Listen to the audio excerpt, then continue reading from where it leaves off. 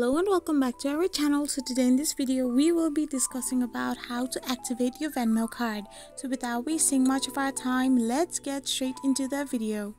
So first and foremost, all you need to do is simply tap open your Venmo account. Once you tap open your Venmo app, you need to log in or sign up into your account, and after you do this, you will end up in this page where all you need to do is simply tap on the settings option. Once you tap on the settings option, you will end up in this page, so simply tap on the payment methods.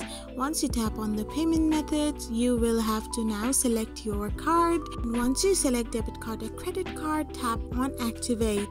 After you have done tapping on activate, you need to now type in the expiry date of your Venmo debit card, and after that you need to type in the PIN code of your card as well.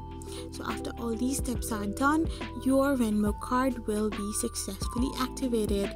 I hope you found this video helpful, so don't forget to hit that subscribe button and do give us a thumbs up. We will be back again with these informative videos.